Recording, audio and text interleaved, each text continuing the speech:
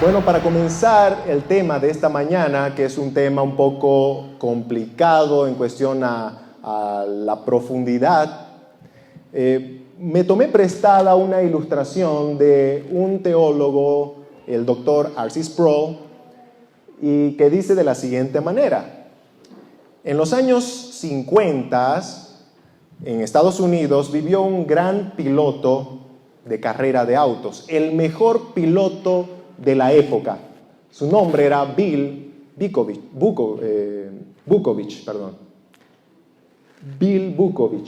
Lamentablemente, aunque este gran piloto era el mejor de la época, murió irónicamente en un accidente de carrera de autos que se estaba realizando en Indianápolis, Estados Unidos. Más adelante, luego de una exhaustiva investigación, se descubrió que el accidente de este gran corredor fue ocasionado por un pequeño pasador defectuoso que se encontraba en el auto. Y esa insignificante pieza, que solamente costaba 10 centavos, le costó la vida a Bill. Bill Vukovich manejaba con esplendidez su auto de carrera y lo conocía muy bien cómo dar las curvas, pero este conductor no tenía ningún control, ninguna potestad sobre todas y cada una de las piezas que hacían funcionar el auto. Él no era soberano. Y aquí entramos un poquito a tocar el tema, ¿no? Él no era soberano. Él manejaba el auto, pero no manejaba ninguna de las piezas que le hacían funcionar. De manera que una pequeña falla en una insignificante pieza de 10 centavos le costó la vida. Dios no tiene que preocuparse en su universo si hay insignificantes piezas de 10 centavos rondando por ahí y que de repente pudieran interferir en sus planes y arruinarlos. Dios no tiene por qué preocuparse de eso, porque a diferencia de Bill Vukovich, Dios sí es soberano. Dios tiene el control de la más mínima molécula en todo el universo en donde Él es dueño. ¿Recuerdan las alabanzas que estábamos cantando? Soberano Dios, ¿no? Tú controlas todas las cosas. Él gobierna todas las cosas. Si nosotros empezamos a preguntar de repente a los que tienen cierto conocimiento de la Escritura y preguntamos, ¿no? ¿Creemos que la Biblia enseña que Dios es soberano? Y alguno dirá, bueno, hermano, sí, he leído la Biblia y he visto que la Biblia presenta a Dios como un Dios soberano, un Dios que gobierna, un Dios que es dueño. Y ahí viene la siguiente pregunta: ¿hasta qué grado o hasta qué nivel creo que Dios es soberano? Tenemos un concepto de soberanía, pero la verdad es que a veces nos quedamos un poco cortos con la idea de soberanía de Dios. El día de hoy vamos a estudiar Juan capítulo 17, que es la lectura que estaba haciendo nuestro hermano Andrés, Juan capítulo 17, para tratar de responder estas y algunas otras preguntas que van a venir en el transcurso de la lectura, del estudio. Y debo aclarar de antemano que no veremos cada detalle de este pasaje, sino que enfocaremos nuestra atención en el tema que nos concierne en el estudio del día de hoy, a saber, la salvación soberana de Dios. Ese es el tema de hoy, y ese es el título del tema de hoy: la salvación soberana de Dios. Vamos a desglosar esto en 2 puntos. Número 1, ¿cuándo se efectuó esta planificación divina de la salvación? ¿Cuándo se efectuó esta planificación divina de la salvación? Y punto número 2, aspectos esenciales de la salvación soberana de Dios. El Señor Jesús, y un poco contextualizando el pasaje de Juan 17, el Señor Jesús está orando al Padre. Y está orando por los suyos, por aquellos que le pertenecen. Este pasaje es conocido como la oración sacerdotal de Jesús. Jesús intercediendo por su pueblo, intercediendo por los que le pertenecen al Padre y a Él. Y en este pasaje vamos a poder apreciar o ver dos aspectos teológicos muy importantes. El primero es conocido como el pacto de redención o el pacto de rescate. Hubo un pacto en la Trinidad, hubo un pacto en donde se fue planificando qué es lo que iba a suceder con los elegidos de Dios, que es algo que vamos a tocar el día de hoy. Pero un poquito, tal vez resumiendo, ¿de qué trata este pacto de redención? Diremos entonces que el pacto de redención nos habla del Padre dando al Hijo un pueblo, ¿no? Dios el Padre dando al Hijo un pueblo y el Hijo coincidiendo con el Padre para rescatar este pueblo por medio de su obra sacrificial. Ese es el pacto de redención, ¿no? El Padre dio al Hijo un pueblo y el pueblo coincidió con el Padre en rescatar a ese pueblo con su obra sacrificial en la cruz del Calvario. Otro aspecto teológico que se ve acá es el pacto de gracia. Pacto de redención y ahora el pacto de gracia. En el pacto de gracia se presenta casi lo mismo que en el pacto de redención, solamente que con alguna diferencia. Se ve al Padre como aquel que es el que decreta, ¿verdad? El que ordena, el que elige, y se presenta al Hijo, a Cristo, como aquel que es mediador y cabeza de aquel pueblo que tiene que rescatar. La divinidad asegura la salvación de estos que el Padre ha escogido con libertad y proveen todos los medios necesarios concernientemente a la salvación de este pueblo, principalmente con la necesaria predicación del Evangelio que necesita escuchar un pecador para arrepentirse y llegar a los pies de Cristo. Entonces ahí nosotros vemos que el pacto de gracia trata de que Dios va a hacer todo lo posible por salvar a los que Él quiso salvar. Pacto de redención y pacto de gracia. Dos aspectos teológicos que están expresados en esta oración de Jesús. Ahora entramos en materia. Vamos a ver ahora nuestro punto número 1. ¿Cuándo se efectuó esta planificación divina? ¿Cuándo se efectuó esta planificación divina? Juan capítulo 17, versículo 5. Y creo que lo tienen ahí en sus hojitas, ¿no? Ahora pues, Padre, glorifícame al lado tuyo. Jesús está orando al Padre con aquella gloria que tuve contigo antes que el mundo fuese. Este texto, estimados hermanos y amigos, es muy revelador en cuanto al tiempo en que se llevó a cabo estos dos pactos que estábamos mencionando anteriormente. Y el tiempo que se nos revela en Juan 17:5 es que este pacto de redención y gracia se llevó a cabo, irónicamente, antes que el tiempo fuese, ¿no? ¿Cuándo fue el tiempo? Antes que el tiempo fuese. Antes que toda creación existiera, antes que Dios hiciera el mundo. Eso dice el Señor Jesús. Antes que el mundo fuese, fue cuando Jesús tenía una gloria con el Padre. Efesios 1:4, el apóstol Pablo le escribe a una iglesia cristiana, a los Efesios, y les dice, según nos escogió en Él antes de la fundación del mundo. Pablo dice, según nos escogió, y Pablo se incluye dentro de este grupo, nos escogió en Él antes de la fundación del mundo. Ahora, vamos a analizar en nuestro siguiente punto el tema de los elegidos o los escogidos de Dios, así que no comamos ansias, ¿verdad?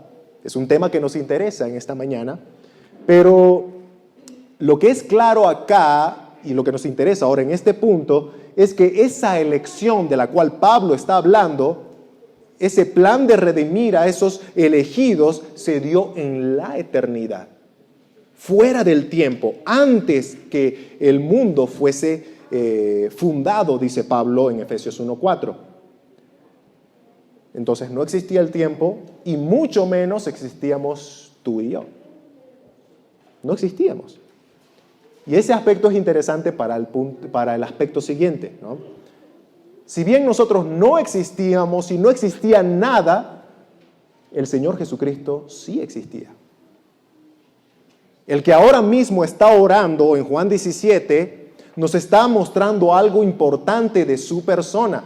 Jesús sí existía, ¿verdad? ¿Qué dice Juan 17:5? Ahora pues, Padre, glorifícame tú al lado tuyo con aquella gloria que tuve contigo antes que el mundo fuese.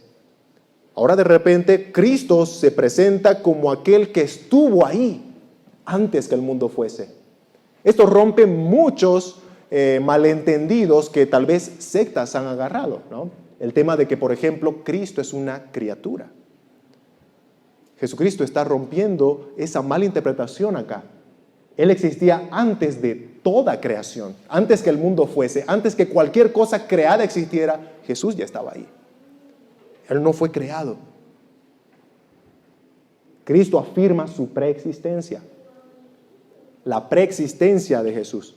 Hay muchos que tienen un buen concepto de Jesús, ¿no? Algunos dirán, Jesús fue un buen maestro, vieron cómo hablaba, vieron cómo enseñaba. Jesús fue un buen profeta, con qué autoridad hablaba la palabra de Dios. Jesús fue un buen hombre, ¿verdad? Humilde, manso, firme cuando tenía que ser firme. Bueno, la verdad es que todas esas cosas son ciertas, pero no es toda la verdad. Jesús era más que eso. Jesús era más que un buen hombre, más que un buen profeta, más que un buen maestro.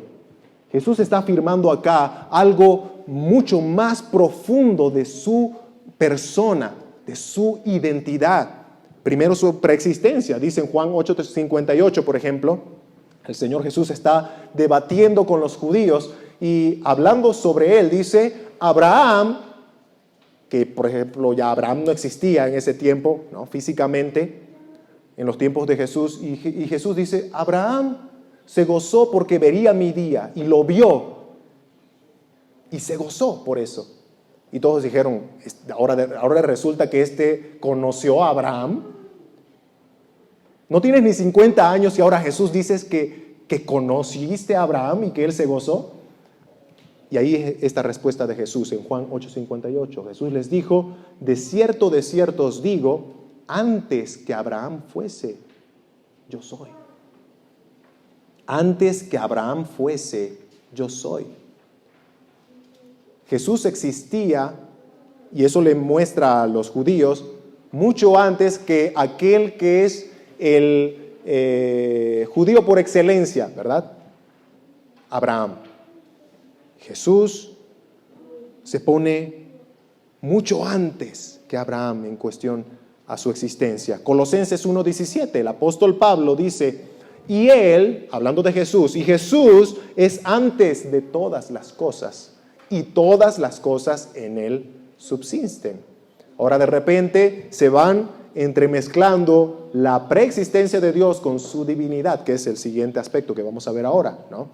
Apocalipsis 1:8 dice, yo soy el alfa y la omega, principio y fin, dice el Señor, el que es y que era y que ha de venir, el Todopoderoso.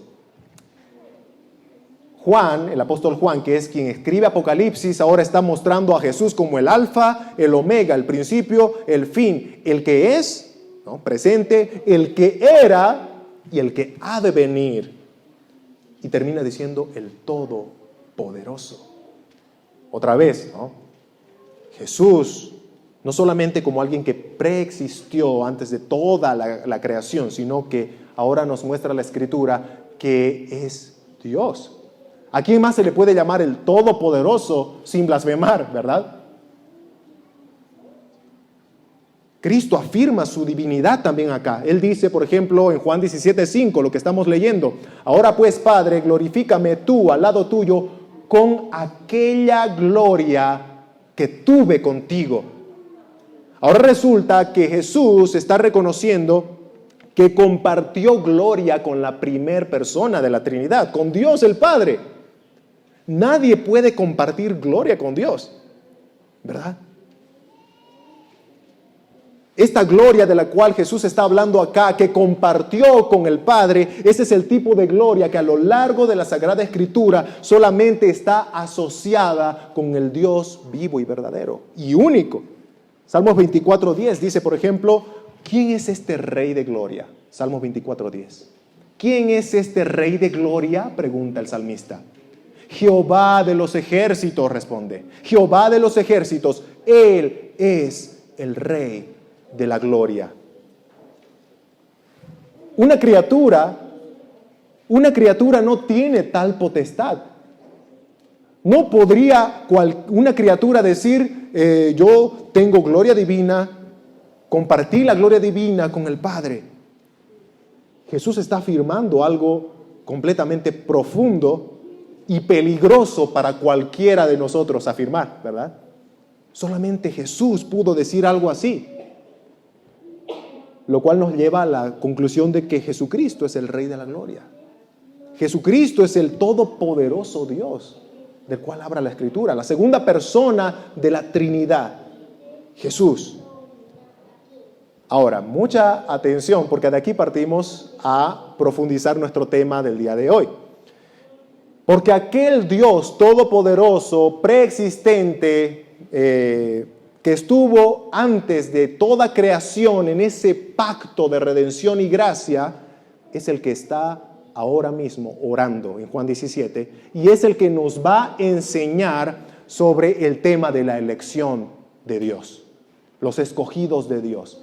Yo entiendo que si nosotros tratamos de poner a grandes maestros de la historia de la iglesia como referentes de enseñanza infalible, estaríamos cometiendo un grave error. Es decir, que si nosotros no estamos de acuerdo, ya sea con Agustín de Hipona, con Martín Lutero o con Juan Calvino, que enseñan este tema, si yo no estoy de acuerdo con ellos, de repente estoy en mi completo derecho. ¿Por qué? Porque ellos no son fuentes infalibles de enseñanza, ¿verdad? Pero Jesús, el Dios de toda creación, es el que va a enseñar sobre este tema en Juan 17, en su oración. Y estoy seguro que todos nosotros ponemos las palabras de Jesús con mucho más peso que cualquier enseñanza de cualquier hombre, ¿verdad? Así entramos a nuestro segundo punto. Punto número 2, aspectos esenciales de la salvación soberana de Dios. Aspectos esenciales de la salvación soberana de Dios. ¿Qué entendemos por salvación soberana en primer lugar? Diremos de forma breve que el Padre, en la salvación soberana, ¿verdad? El Padre determinó dar vida eterna a muchos pecadores inmerecedores que estaban muertos espiritualmente. ¿Recuerdan que nuestro hermano Andrés predicaba el anterior domingo sobre cuán pecadores somos? ¿Hasta dónde llega el pecado en nosotros? Y la Escritura dice que es radical, que estamos enraizados por el pecado y que todas nuestras acciones, aunque aparentemente buenas externamente, siempre están impregnadas por intenciones pecaminosas, ya sean de vanagloria, orgullo, etc. Por eso es que el profeta Isaías dice que nuestras mejores obras son como trapos de inmundicia delante de Dios. Nuestras mejores obras, ¿verdad? Es que estamos impregnados por el pecado. Y aquí nuestra breve definición de salvación soberana dice eso, ¿no? Que pecadores inmerecedores que estaban muertos espiritualmente fueron determinados por Dios para que reciban vida eterna. Y escogió libremente de quienes tener misericordia para que sean suyos. Y bueno, alguno tal vez dirá, pero hermano, ¿de dónde está sacando ese concepto? ¿No? Volvemos al tema anterior. Si yo no le voy a creer a Agustín de Hipona, Martín Lutero, a Juan Calvino, ¿por qué me van a creer a mí, verdad? Bueno, esto, hermanos, es algo que quiero demostrar que está en la Escritura, en la enseñanza de Jesús. Juan capítulo 17. Juan capítulo 17. Y vamos a ir viendo algunos puntos para aclarar este punto, ¿no? Juan 17, versículo 2. Juan 17, verso 2. Jesús dice en su oración: como le has dado potestad, es decir, el Padre le dio potestad al Hijo, a Jesús, sobre toda carne, para que dé vida eterna a todos los que le diste. Aclaramos este versículo. ¿Qué está diciendo Jesús? Está diciendo que el Padre le dio al Hijo personas, ¿verdad? Para que el Hijo le dé a estas personas vida eterna. Eso es lo que está diciendo el Señor Jesús, ¿verdad? Como le has dado potestad, Padre dando potestad a Jesús sobre toda carne, para que dé vida eterna, ¿a quiénes? A todos los que le diste. Entonces, Padre dando al Hijo personas para que el Hijo les dé vida a esas personas. Muy bien. Versículo 6. He manifestado tu nombre a los hombres que del mundo me diste. Tuyos eran y me los diste y han guardado tu palabra. Han guardado tu palabra. Una pregunta interesante es: ¿de quiénes está hablando Jesús en este versículo 6? Primero nos está aclarando que estas personas que el Padre le dio al Hijo habían sido sacadas del mundo. ¿Se dan cuenta? Los hombres que del mundo me diste. El Padre dio del mundo al Hijo estas personas. Y luego aclara otro aspecto que no nos dijo en el versículo anterior. Tuyos eran y me los diste. Ahora Jesús va profundizando más sobre el tema. Dice de dónde los sacó del mundo y dice también que le pertenecen al Padre. Son del Padre. Tuyos eran. Y aquí viene una pregunta, ¿no? Otra vez, ¿de quiénes está hablando Jesús? ¿Quiénes son estos que le pertenecen al Padre y que han sido sacados del mundo para dárselos al Hijo eterno? ¿Será que está hablando de todo el mundo? Es como que el Padre Dios agarró a todo el mundo y a todo el mundo se lo entregó al Hijo. Y ahora todo el mundo es del Padre y le pertenece. Hay algo que aclara esa situación en este versículo y es la última frase. Han guardado tu palabra. Han guardado tu palabra. Ahora resulta que este grupo que le pertenece al Padre y que el Padre le ha sacado del mundo para dárselas al Hijo, estas personas se caracterizan, se diferencian porque han guardado la palabra de Dios. En otras palabras, aman a Dios. Estas personas se caracterizan porque aman a Dios. ¿Recuerdan las palabras de Jesús? Si me amáis, guardad mis mandamientos. Resulta que el amor a Dios, el amor a Cristo, se muestra, se expresa a través de la obediencia a su palabra. Lo que Jesús está diciendo es que estas personas aman a Dios y por eso guardan su palabra. Jesús no está hablando de toda la humanidad en general, hermanos. Está hablando de personas concretas con nombre y apellido que fueron entregadas al Hijo para que les dé vida eterna y luego estas personas puedan ser capacitadas para amar a Dios y así poder guardar su palabra. Aman a Dios. Y nosotros sabemos que en el mundo no todos aman a Dios, ¿verdad? ¿Y cuántos de nosotros éramos de ellos que no amábamos a Dios? Último versículo para aclarar. Versículo 9, Juan 17, versículo 9.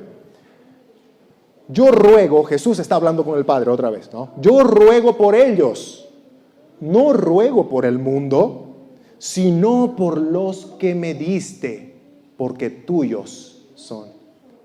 Creo que Jesús va aclarando más la situación, ¿no? Mientras más va expresándose, nuestro Señor Jesús es cada vez más claro en este momento.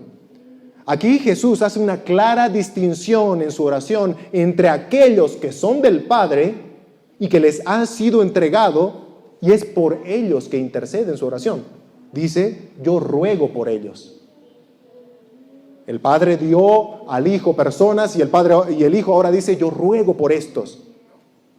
Y por si quedaba dudas, dice, no ruego por el mundo, sino por los que me diste, porque tuyos son.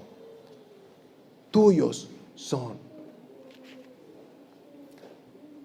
Así que Jesús está mostrando acá que intercede por los que son del Padre, pero hace la aclaración de que no está intercediendo por aquellos que no le pertenecen.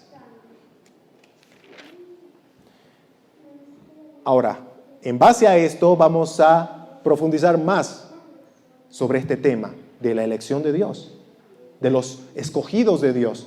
¿Cómo puede ser que por tanto tiempo hemos dejado pasar este tema tan importante y tan claro en las Sagradas Escrituras? Y la respuesta es que es un tema muy controversial, ¿no? Que contiene muchas opiniones, y por el miedo tal vez a ese tipo de confrontación doctrinal, a veces cometemos el grave, el terrible error de omitirlo y dejarlo pasar, ¿no? Muchas veces he estado en estudios del libro de Romanos en donde solamente se enseña desde el capítulo 1 hasta el capítulo 8. ¿Por qué? Porque en el 9, 10 y 11 de Romanos se toca este tema. Y prefieren no llegar hasta ahí, ¿no? Entonces, hermanos, es un tema muy controversial. Pero nosotros no debemos dejarlo pasar. Porque es lo que dice el apóstol Pablo. Toda la Escritura es inspirada por Dios y útil. Si nosotros estamos dejando pasar algo que está en la Escritura, estamos dejando pasar algo que Dios quiere que aprendamos porque tiene un provecho, un propósito para nuestra vida. Así que ahora vamos a empezar a desglosar esto de la salvación soberana de Dios. Y empecemos primero por un concepto de soberanía. Un concepto de soberanía. La Santa Escritura presenta a Dios como soberano. ¿Recuerdan? Hace rato les preguntaba, los que tal vez han leído la Biblia, ¿creen que la Biblia habla sobre Dios como soberano? Y sí, lo presenta como Dios soberano. Eso quiere decir que el Señor tiene absoluto control de todas las cosas y nada sucede sin su santo consentimiento. Y tengo que subrayar esta frase, santo consentimiento. A veces cuando pensamos nosotros en soberanía, creo que nos vamos al extremo de pensar en cómo seríamos nosotros como soberanos. Y obviamente nosotros no somos santos por nosotros mismos y actuaríamos pecaminosamente en esa soberanía. Entonces, es importante saber que Dios actúa soberanamente como el Dios que tiene control, gobierno sobre todas las cosas, pero con santidad de por medio. El doctor Sproul nos da una definición más desglosada, más detallada sobre la soberanía de Dios que personalmente yo no podría mejorar. Es un poquito extensa, pero me gustaría que presten mucha atención a cómo presenta la soberanía de Dios. Y hasta qué grado y hasta qué nivel Dios es soberano. Sproul dice lo siguiente: cuando hablamos de la soberanía divina, estamos hablando acerca de la autoridad de Dios y el poder de Dios. Como soberano, Dios es la suprema autoridad del cielo y la tierra. Toda otra autoridad es una autoridad inferior. La autoridad de Dios y cualquier otra autoridad está por debajo. Cualquier otra autoridad que existe en el universo se deriva y es dependiente de la autoridad de Dios. Todas las demás formas de autoridad existen bien por el mandato o bien con su permiso, con el permiso de Dios. ¿Recuerdan las palabras de Jesús a Pilato? Cuando él le dijo, yo tengo autoridad para soltarte o para condenarte. Jesús le dijo, ninguna autoridad te fuese dada si no viniera de arriba. Dios está por sobre cualquier autoridad. La palabra autoridad, dice Sproul, contiene dentro de sí la palabra autor. Dios es el autor de todas las cosas sobre las cuales tiene autoridad. Él creó el universo. Él es el propietario del universo. Dicha propiedad le da ciertos derechos. Puede hacer con su universo lo que le agrade en su santa voluntad. Otra vez, ¿no? Esa frase, en su santa voluntad, Dios hace lo que le place. Dios hace lo que quiere. Pero Dios es santo y lo que Él hace siempre está impregnado de su santidad. Asimismo, sigue diciendo Sproul, todo poder en el universo fluye del poder de Dios. Todo poder en este universo está subordinado a Dios.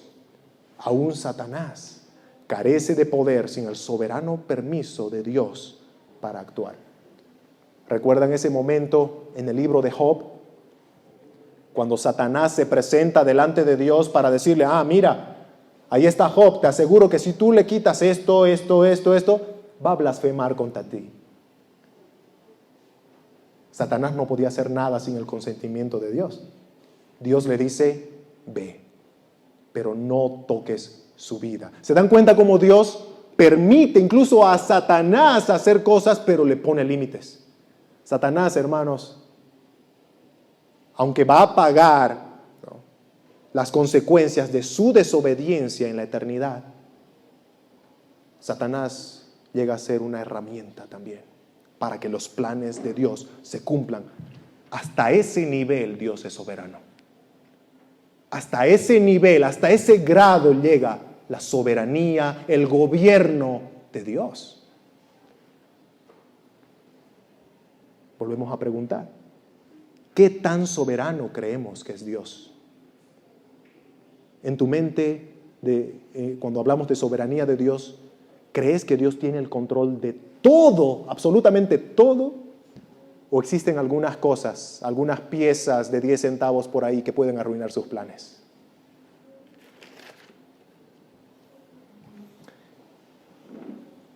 Vamos a ver Salmos 135:6. La palabra de Dios muestra a Dios como soberano. Dice, todo lo que Jehová quiere, lo hace, en los cielos, en la tierra, en los mares y en todos los abismos. Todo lo que Jehová quiere, lo hace. Isaías 46:10 dice lo siguiente, yo soy Dios que anuncio lo porvenir desde el principio y desde la antigüedad lo que aún no era hecho, y que digo, mi consejo permanecerá y haré todo lo que quiero. Son palabras claras de que Dios realmente es soberano, completamente soberano, hace lo que quiere.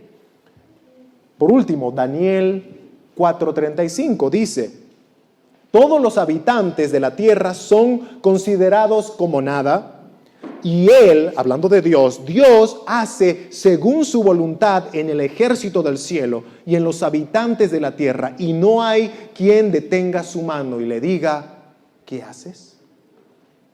¿Quién puede decirle a Dios cuando Dios hace algo, ¿qué estás haciendo? Tristemente, todos lo hemos hecho alguna vez. Yo recuerdo hace 5 años cuando murió mi primer hijito, el hermano mayor de Adel. Y empezaron a venir esas preguntas a Dios. ¿Qué estás haciendo, Señor? ¿Por qué estás haciendo esto? Y de repente yo me encontraba en los zapatos de este personaje que le dice al soberano Dios que hace lo que quiere, cómo quiere y cuándo quiere, yo pretendiendo enseñarle a él qué, cómo y cuándo hacerlo.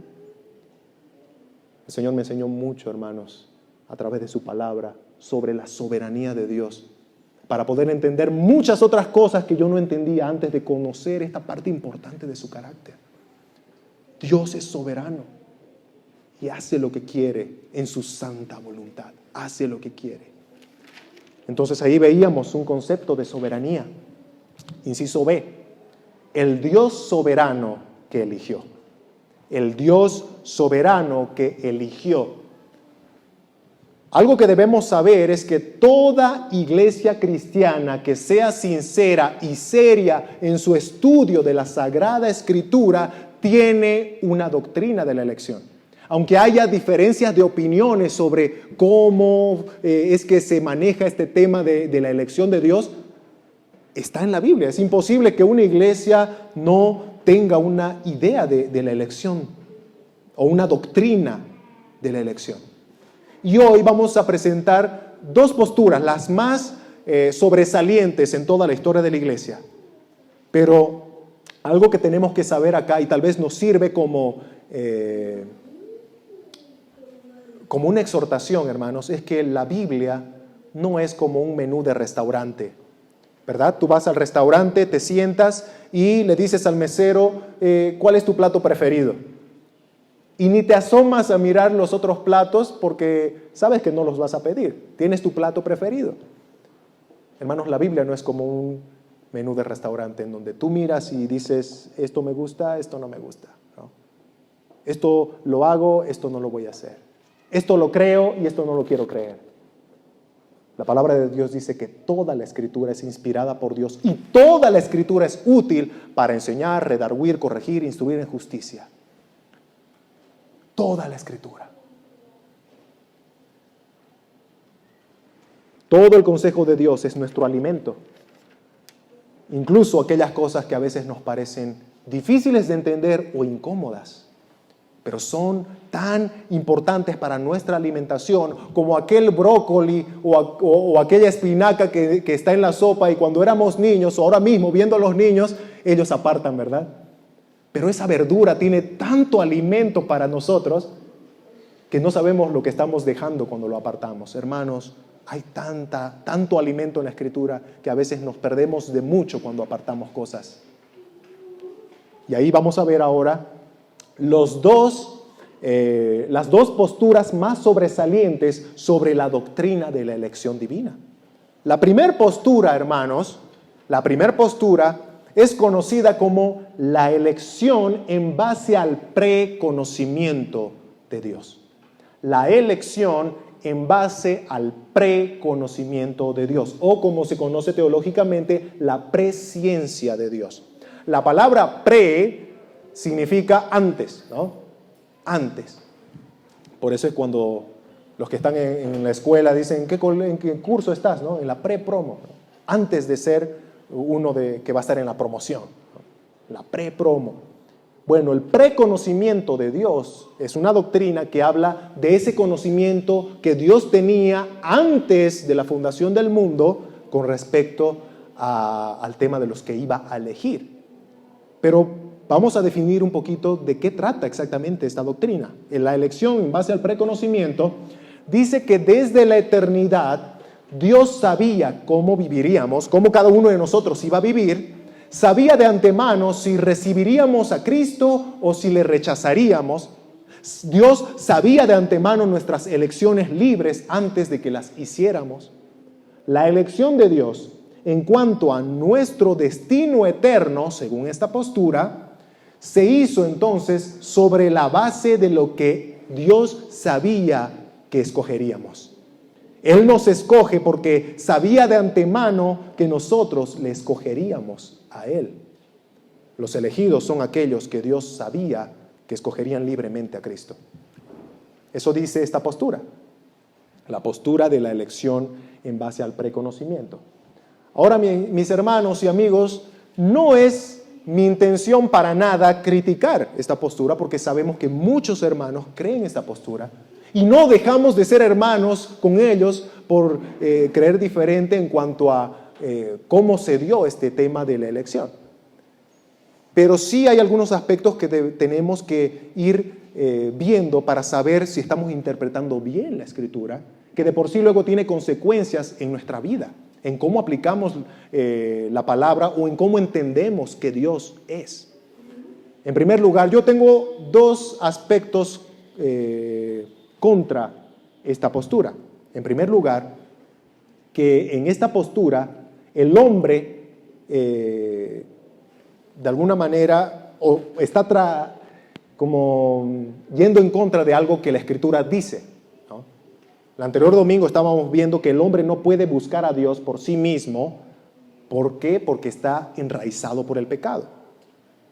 Es pecaminosamente radical, ¿no? Entonces el hombre no puede buscar a Dios por sí mismo. ¿Qué dice la palabra de Dios en Romanos capítulo 3?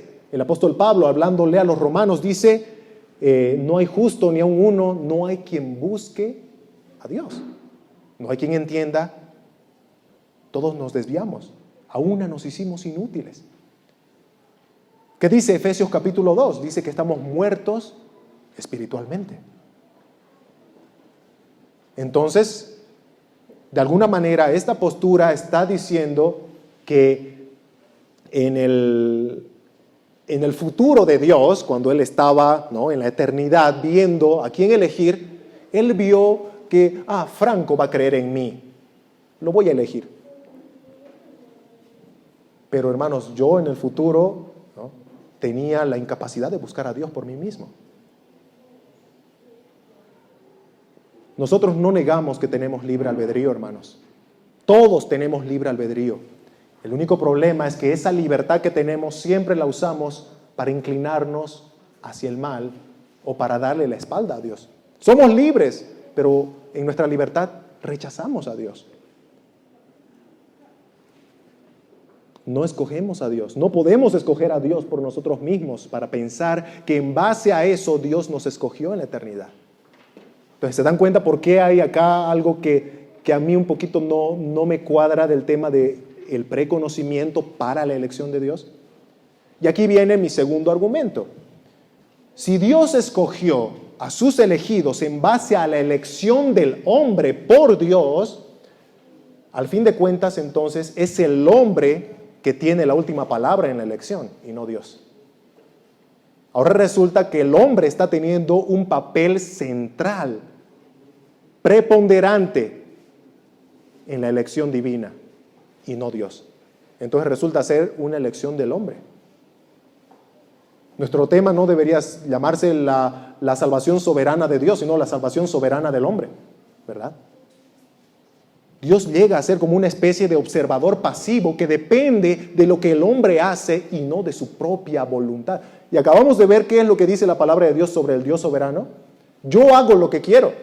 Y ahora resulta que acá no había sido que Dios hace siempre lo que quiere, ¿no? Aquí está haciendo lo que el hombre quiso. Pero ¿qué dice la palabra de Dios? Por ejemplo, en Juan, con respecto al amor que muchos de nosotros decimos tener por Dios. Yo amo a Dios, decimos, ¿verdad? Yo amo a Dios. ¿Qué dice Juan? Juan 4:19. Dice, ¿no? La primera carta de Juan. Nosotros le amamos a Él porque Él nos amó primero. Ahora resulta que Juan está diciendo que nuestro amor por Él está condicionado a que Él nos amó en primer lugar. Nosotros no tendríamos la capacidad de amarle si Dios no nos hubiera amado primero desde la eternidad. Nosotros le amamos a Él porque Él nos amó primero. Y déjame decirte una cosa. Un día tú escogiste a Dios. ¿Sabes por qué? Porque Él te escogió primero. Porque Él te escogió primero. Hermano, Dios es Dios. Y nosotros no vamos a quitarle el papel que le corresponde, el rol que le corresponde. Él es Dios, no nosotros. Tristemente, esta postura tiene esa debilidad que está un poquito inclinada hacia las fronteras del humanismo, ¿verdad? El hombre es el centro del universo, todo gira alrededor del hombre. En cierta forma, el hombre es Dios. Y ahí entramos ahora a la siguiente postura. Estábamos presentando dos posturas, ¿verdad? La elección en base al preconocimiento y ahora, hermanos, la elección soberana de Dios. La elección soberana de Dios. El Dios que gobierna su universo como Él quiere, el Dios que tiene el control absoluto de todas las cosas y todo se mueve con su consentimiento y permiso, ese Dios decidió elegir. Ese Dios decidió elegir. Decidió elegir y sacar a muchos del mundo para que sean suyos. Y a estos que eligió se los entregó al Hijo para que les dé vida eterna. ¿Recuerdan que Cristo rogó por aquellos muchos que salieron del mundo y que le fueron dados y que le pertenecen al Padre? Y luego aclara y dice, ruego por estos, no ruego por el mundo. Juan 17, lo que estamos leyendo, ¿no? Hermanos, la salvación soberana de Dios, desde mi punto de vista, es mucho más sincera con la interpretación de lo que vemos acá en Juan 17 y en otros pasajes que vemos, ¿no?, con respecto a la elección, que vamos a ver en un momento. Pero cuando hablamos de esto, porque de repente algunos ya dirán, ok, me parece un poquito con más sentido, ¿verdad? Con más sentido. Dios es soberano, hace lo que quiere, entonces tiene la potestad de elegir. Muy bien. Empiezan a salir algunas preguntas, ¿no? Empiezan a salir muchas preguntas. Primero, ¿por qué Dios te eligió? Si tú eres cristiano, si has creído en Jesús como tu Salvador, entonces tú llegas a la conclusión, ok, entonces Dios me eligió. La pregunta es ¿por qué? Y ahí de repente viene una lucha interna en donde uno empieza tal vez a querer inflar el pecho y decir, bueno, tal vez yo era más inteligente que el que no creyó, o tal vez Dios vio en mí un poco de bondad. ¿Será en serio que Dios nos eligió o eligió a los que va a salvar porque de alguna manera vio que eran más inteligentes, más sabios, más sensatos que aquellos que de repente no han creído o no creen todavía? Aquí viene un punto importante, hermanos. La razón de la elección de Dios no está en ti ni en mí. Nosotros no teníamos nada que ofrecer a Dios. Recuerda, estábamos muertos espirituales. Y en esa muerte espiritual dábamos la espalda a Dios, hacíamos lo que queríamos. Muchos de nosotros tal vez estábamos como aquel joven rico, ¿verdad?, que dejó a su padre luego de pedir su herencia y se fue muy lejos a hacer lo que quería. Hermanos, el Señor nos ha sacado de ahí. ¿Y saben qué? Eso nos lleva a la humillación total. No teníamos nada que ofrecerle a Dios, y si ahora podemos decir que amamos a Dios y que llegamos a la conclusión, entonces Él me escogió, no es porque tú tenías algo bueno para darle. La razón no está en ti ni en mí. No es por quién eres, no es por cómo eres, es simple y llanamente porque Él quiso. Él quiso. Entonces, nos bajemos de la nube, ¿verdad? No nos enorgullezcamos. Dios no te escogió porque había algo especial en ti. No, Él quiso. Punto. Él es soberano. ¿Qué dice Efesios? Y aquí entramos ya a los versículos que van robusteciendo la doctrina, ¿no? Efesios capítulo 1, versículos 3 al 5, en primer lugar, dice Pablo a la iglesia de los Efesios, una iglesia cristiana: bendito sea el Dios y Padre de nuestro Señor Jesucristo, que nos bendijo. Pablo se incluye dentro de este grupo, ¿no? Nos bendijo con toda bendición espiritual en los lugares celestiales en Cristo, según nos escogió en Él. Otra vez Pablo se incluye, ¿no? Nos escogió en Él antes de la fundación del mundo para que fuésemos santos y sin mancha delante de Él, en amor, habiéndonos, otra vez Pablo incluyéndose, habiéndonos predestinado para ser adoptados hijos suyos por medio de Jesucristo, según el puro afecto de su voluntad.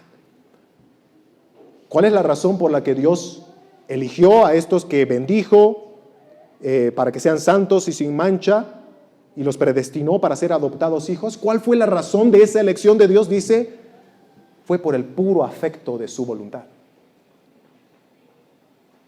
Bolivianizando este término, fue porque Dios quiso. Él quiso.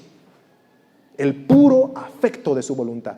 Nada de parte nuestra para decir, yo le agradé un poquito a Dios, creo que le caí bien. No. El puro afecto de su voluntad. Él quiso. Versículo 9 de Efesios 1. Dándonos a conocer el misterio de su voluntad según su beneplácito, el cual se había propuesto en sí mismo. Otra vez, ¿no? Hablando de por qué Dios nos dio a conocer el misterio de su voluntad. ¿Por qué Dios escogió según su beneplácito? El cual se había propuesto en sí mismo, es decir, todo salió de Él. Nada externo, ¿no? Todo dependió de lo que Él quería. Versículo 11, último verso de esta porción. En Él, asimismo, tuvimos herencia, habiendo sido predestinados conforme al propósito del que hace todas las cosas según el designio de su voluntad. Otra vez Pablo menciona la predestinación y menciona un propósito que solamente es el propósito de Dios, ¿no? El propósito que Él quiso y la razón por la que Él quiso, que es según el designio de su voluntad, lo que Él quiso. Lo que Él quiso. Hermanos, la razón de la elección está en Dios, no en nosotros. Y qué hermoso es saber eso, ¿verdad? Porque si nosotros no éramos capaces de darle algo a Dios o agradarle, porque hasta nuestras mejores obras están manchadas por el pecado, entonces estábamos perdidos. Pero a Dios le plació. Y según el designio de su voluntad, y según su beneplácito, y según el santo afecto de su voluntad, Él quiso salvar a personas que no podían hacer nada. Y ahí viene la otra pregunta. Les dije, ¿no?, que mientras más uno va profundizando, las preguntas van saliendo. ¿Y qué con los que Dios no escoge? Estamos viendo una parte de la cara de la moneda, ¿no? ¿Y qué con la otra parte de la cara de la moneda? Dios escoge, ¿y qué con los que no escoge? Eso suena un poco injusto, hermano. Eso suena a que Dios está siendo injusto. Bueno, ¿recuerdas lo que leíamos hace rato concerniente al Dios soberano? En Isaías 46:10, mi consejo permanecerá y haré todo lo que quiero, dice Dios. Salmo 135:6, todo lo que Jehová quiere, lo hace. Y Daniel 4:35, no hay quien detenga su mano y le diga, ¿qué haces? Es parte de nuestra naturaleza, hermanos, en primer lugar, nuestra naturaleza caída, querernos poner como jueces ante el Dios soberano y decirle qué es lo que está haciendo mal y cómo lo debería hacer. ¿Recuerdan, no? Le comentaba cómo yo estuve en esa posición mucho tiempo. Nos olvidamos que Dios es soberano y cuando hablamos ahora del tema de la elección y decimos que Dios ha escogido, ¿y qué con los que no escogiste, Señor? ¿En qué posición nos estamos poniendo? De jueces. Y Dios está de repente sentado en el banquillo de acusados. Es que de nuestra cabeza no tiene que salir, hermanos, ¿quién es Dios? ¿Quién es Dios? Y cuando estudiamos sobre el tema de la elección, tenemos que recordar en nuestra mente, ¿quién es Dios? Dios es el que gobierna. Dios es el que gobierna e incluso le tiene que dar permiso a Satanás para hacer lo que Dios mismo quiere que suceda para que se cumplan sus planes finales. Dios es quien gobierna. Y así entramos a nuestro inciso C. Hermanos, no está mal que te preguntes cosas, ¿verdad? Es bueno preguntarse cosas porque eso significa que vas a investigar, vas a leer, vas a buscar respuestas. Entonces no está mal que te hayas preguntado, ¿y qué con los que no escoge? Lo malo está tal vez hacerlo como un tono de queja, ¿no? Con un tono de queja. Inciso C, ¿hay injusticia en Dios? Estábamos viendo, ¿verdad? Dios ha escogido, pero también Dios ha dejado de lado a algunos que no ha escogido. ¿Hay injusticia en Dios? Es una pregunta inevitable, que por cierto el apóstol Pablo la responde. Romanos capítulo 9, versículos 10 al 13, rápidamente la escritura dice así. Cuando Rebeca concibió de uno, de Isaac nuestro padre, dice Pablo a los romanos, ¿verdad? Pablo predicando a los romanos. Cuando Rebeca concibió de uno, de Isaac nuestro padre, pues no había aún nacido, ni habían hecho ni bien ni mal, para que el propósito de Dios conforme a la elección permaneciese, no por las obras, sino por el que llama, se le dijo a Rebeca, ¿no?, que tenía gemelos en su vientre, se le dijo, el mayor servirá al menor, como está escrito, a Jacob amé, mas a Esaú aborrecí. Este es un texto muy, muy revelador, hermanos, con el tema de la elección. Nosotros podemos leer esto y decir, ¿qué culpa tenía el pobre Esaú para que Dios lo rechace así? ¿Cómo es eso de a Esaú aborrecí? Alguna vez compartíamos, ¿no? Y leíamos, y es muy común al leer esto, no recordar esa experiencia del gran predicador inglés Charles Spurgeon, en donde una hermana se le acerca luego de la predicación que hablaba sobre la elección y le pregunta, ¿no? Hermano, yo no entiendo ese pasaje. Y Spurgeon le dice, hermana, yo tampoco, ¿no? Es un pasaje muy complicado. Y le pregunta, ¿no? Pero exactamente, hermana, ¿qué es lo que no entiende de esta porción? Y la hermana le dice, ¿cómo es eso de a Esaú aborrecí? Y Spurgeon dice, no, eso sí lo entiendo. Lo que no entiendo es cómo amó a Jacob. Hermanos, nos estamos dando cuenta por qué razón es que Esaú era justamente aborrecible. Es porque todos somos pecadores. Todos, sin Cristo, todos, absolutamente todos, estamos de enemigos de Dios. De enemigos de Dios. Entonces, lo sorprendente no es que el Dios santo y justo haya aborrecido a Esaú, justamente, sino porque amó a Jacob. Jacob tenía algo de bueno.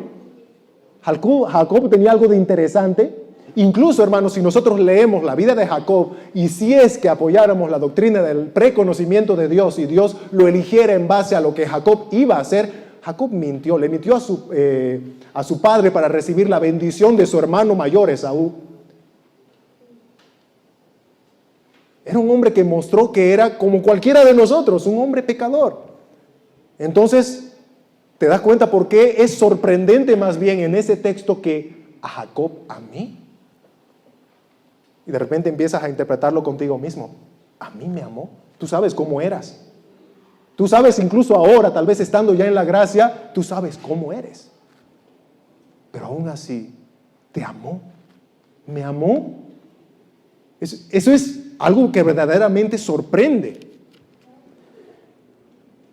El apóstol Pablo sabe que nosotros, al leer esto, inevitablemente nos vemos tentados a cuestionar la justicia de Dios, como esta hermana que les comentaba, ¿verdad? Cuestionamos la justicia de Dios. Dios no es justo. ¿Cómo va a aborrecer a Esaú? Eso es injusto. Eran dos hermanos del mismo vientre, ¿no?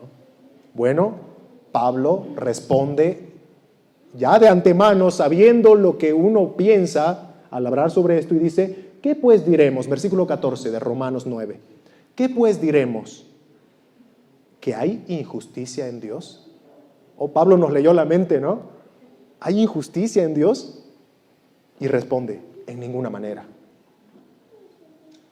Que Dios haya aborrecido a Esaú y haya amado a Jacob no hace a Dios un Dios injusto.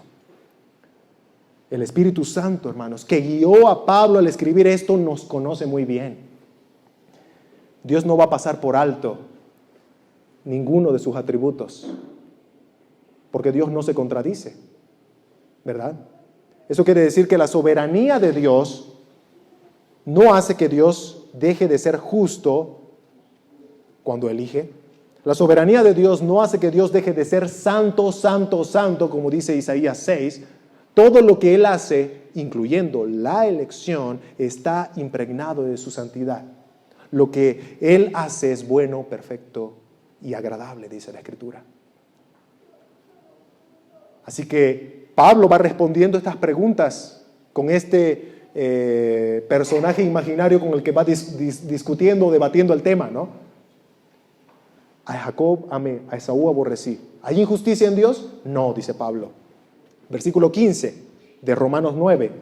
Pues a Moisés dice, y está usando un texto del Antiguo Testamento, tendré misericordia. Escuchen lo que dice Dios. Tendré misericordia del que yo tenga misericordia y me compadeceré del que yo me compadezca. Dios no le debe misericordia a nadie, hermanos. Se dan cuenta que Pablo acá menciona la palabra misericordia. Dice que Dios tiene misericordia de quien Él quiere.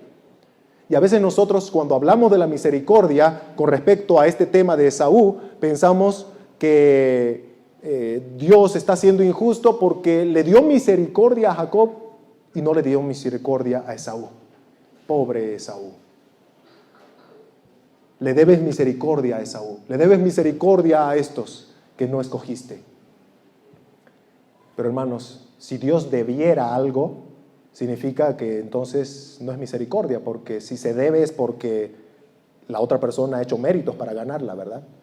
Es como cuando tú vas a trabajar, trabajas un mes entero y de repente resulta que a fin de mes el jefe te dice, no tengo tu sueldo, ¿no? Tú no vas a pedir misericordia. Vas a pedir lo que te corresponde. Has trabajado por eso que ahora resulta no te quiere pagar, ¿no? Hermanos, con la misericordia no es así. Nosotros no nos hemos ganado la misericordia. Nosotros no hemos hecho méritos para decir, Dios, me debes misericordia, le debes misericordia a Esaú, le debes misericordia a todos estos que no escogiste. La misericordia no se debe. Y Dios no le debe misericordia a nadie. Incluso Dios pudo haber dejado perdidos a todos en el universo, ¿no? ¿Por qué? Porque Él es libre de hacer lo que quiere, pero a Él le plació tener misericordia de quien quiera tener misericordia, como dice acá, y la tuvo. Pablo es claro acá. Nadie recibe injusticia, sino que unos reciben misericordia y otros reciben justicia. Pero nadie injusticia. Por eso es que Pablo responde y dice que hay injusticia en Dios en ninguna manera. En ninguna manera. El que se pierde porque ha rechazado a Dios, ha vivido lejos de la voluntad de Dios, lejos de cumplir las palabras de Dios, y lo hizo libremente. Recuerden, tenemos libre albedrío.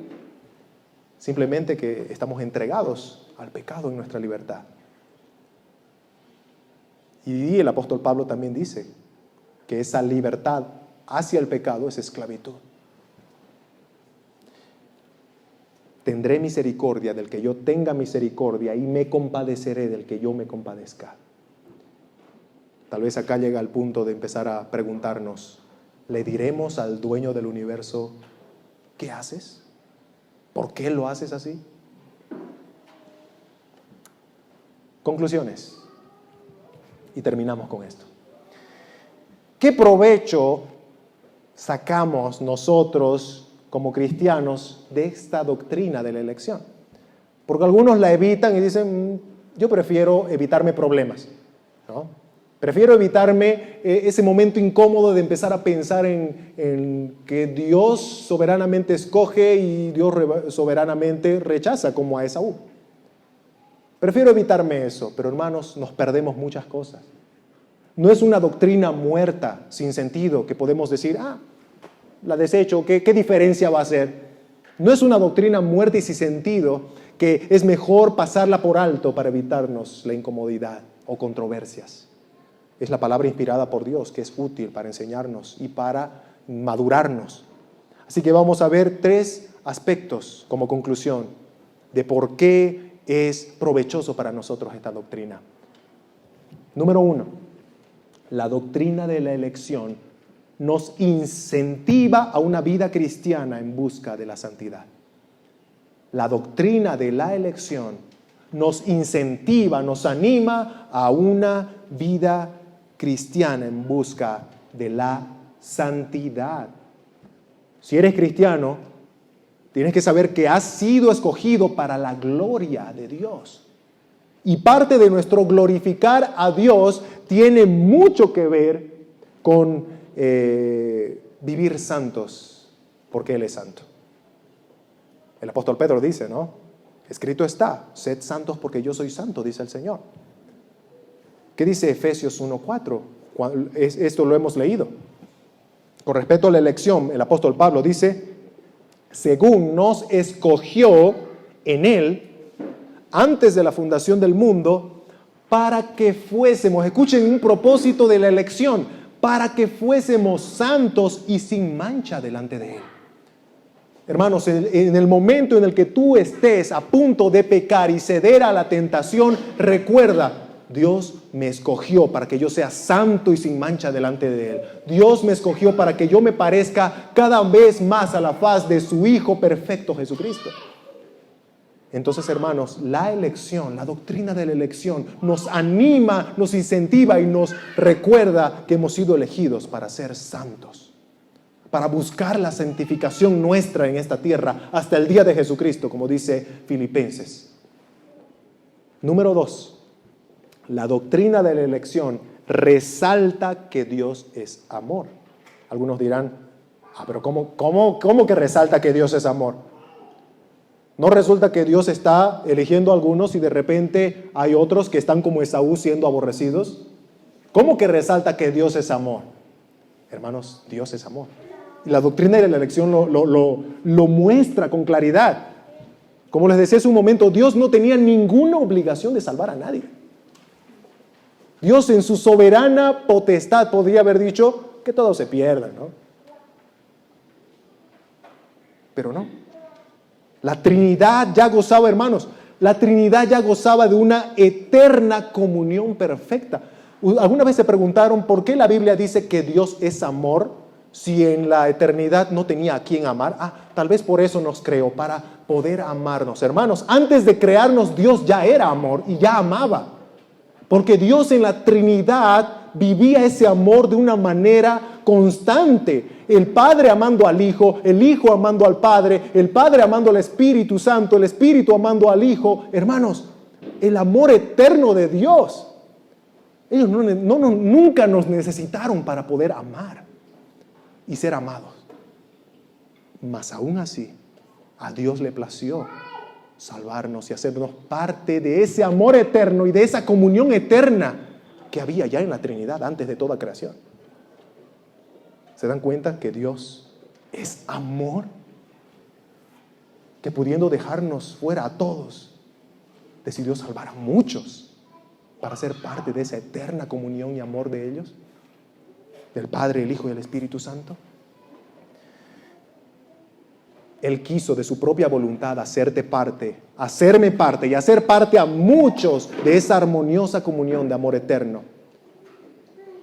Y para eso fue la dolorosa muerte de Cristo en la cruz, que es la muestra clara del amor de Dios. La doctrina de la elección resalta que Dios es amor. Y por último, número 3, la doctrina de la elección nos ayuda a conocer más íntimamente a Dios para amarle y adorarle. Como les decía hace un momento, ¿verdad? Yo creí hace algunos años que conocía mucho de Dios y yo me di cuenta que no conocía ni siquiera las colinas de su carácter. El Señor Jesucristo en su oración en Juan 17 dice que Él, es decir, Jesús, debe dar vida a aquellos que le fueron entregados por el Padre. Hermanos, a veces cuando nosotros escuchamos la frase vida eterna, pensamos solamente que Cristo nos da esa capacidad de vivir para siempre, ¿verdad? Cristo me salvó y me dio vida eterna, o sea que voy a vivir para siempre. Hermanos, creo que nuestro concepto de vida eterna está muy corto. Está muy corto. ¿Qué es la vida eterna según Jesucristo, el preexistente Dios? Aquel que estuvo presente en ese pacto eterno. ¿Qué dice Jesús que es la vida eterna? Juan 17:3. Y esta es la vida eterna, que te conozcan a ti, el único Dios verdadero. Hermanos, Dios te rescató de la condenación para que conozcas a Dios, para que le conozcas. Y esa es la esencia de la vida eterna. El conocimiento del que Jesús habla aquí es más que un mero entendimiento intelectual sobre Dios. Yo sé algo de Dios, yo conozco de Dios. Dios es santo, Dios es justo, he leído la Biblia, Dios es bondadoso, todopoderoso, soberano, lo he escuchado hoy. Hermanos, eso, si está aquí en la cabeza, es mero intelectualismo. Jesús no está hablando de mero intelectualismo acá. Jesús está hablando de un conocimiento más profundo, que va más allá de la información. El conocimiento del que Jesús habla acá involucra también afecto, compromiso. Yo no solo debo conocer a Dios, sino que debo amar a Dios por quien es Él. Amarle por todo lo que sé de Él. ¿Se dan cuenta que están completamente ligados lo que sé de Dios y cómo amo a Dios a través de lo que sé de Él? No solo sé que es santo, Le amo porque es santo. No solo sé que Él es justo, sino que lo amo porque es justo. Hermanos, no solo debemos saber que Dios es soberano, sino que debemos amarle porque es soberano. Y ahora verdaderamente puedo amarle cuando antes no podía, ¿recuerdas? Nosotros le amamos a Él porque Él nos amó primero, hermanos. ¿Cómo no podemos amar a ese Dios soberano si ahora mismo nos damos cuenta de que tenemos esa capacidad de amar verdaderamente a Dios porque Él nos amó primero? La razón por la que le amo ahora es porque Él me amó primero, antes que el mundo fuese. La elección de Dios. Y hermanos, amigos, la elección de Dios no es una excusa para decir, bueno, Dios no me escogió, ni modo, iré a vivir mi vida hasta que me toque la hora, ¿no? Total, no dependía de mí, hermanos. Hay una línea estrecha entre la obra de Dios y la responsabilidad del hombre. Recuerda, Dios no es injusto. Y todo aquel que va a la condenación eterna va ahí justamente. Por eso es que el día de hoy el llamado de Dios es como si quisiéramos que todos se salven. Y verdad que nosotros queremos que todos pudieran salvarse. La verdad es que nosotros no podemos saber quiénes. Pero debemos predicarles a todos, esperando que las ovejas de Cristo, como dice Juan en capítulo 10, ¿no? El Señor Jesucristo, mis ovejas oyen mi voz y me siguen. Hermanos, tenemos que predicar la voz del buen pastor llamando, porque los que escuchan van a ir hacia Él como ovejas del buen pastor.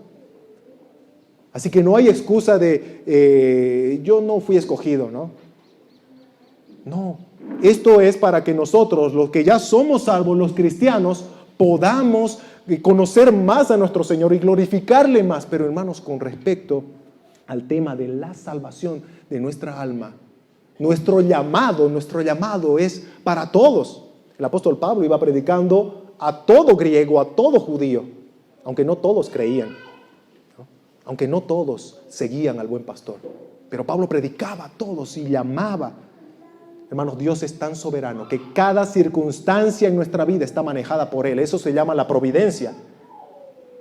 Y si yo he estado escuchando o he estado sintiendo el llamado de Dios a través de la providencia, de circunstancias en mi vida, es porque Él está manejando todo para que yo escuche su palabra. Recuerda, nadie se va a salvar sin la predicación de la palabra de Dios.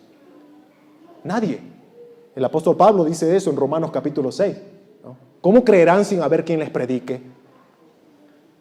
Pero Dios nos va a traer para escuchar su palabra cuando de repente en algún momento yo no tenía ni la intención de escucarle. Hermanos, cuando yo estudiaba en una escuela cristiana, irónicamente yo huía de Dios. Huía de Dios. Pero ¿qué hizo el Señor? Me atrajo hacia Él con sus cuerdas de amor, a través de circunstancias que de alguna manera movieron mi corazón para estar dispuesto a escuchar su palabra, su llamado. Y me predicaron el evangelio en esa disponibilidad que presenté. Y Él tocó mi corazón con su palabra y su espíritu. Hermanos, amigos, Dios está llamando. Dios está llamando. Llamando hacia Cristo, porque somos pecadores y hemos deshonrado a ese Dios soberano y santo con nuestros pecados, y estamos ahora mismo bajo condenación, como dice la palabra de Dios. Pero también dice la palabra: cree en el Señor Jesucristo y serás salvo. Cree en el Señor Jesucristo y recibirás el perdón de Dios de todas aquellas cosas con las cuales has ofendido al todo soberano, poderoso Dios del universo. Él te perdona si crees en Cristo. Cree en el Señor Jesucristo y serás salvo.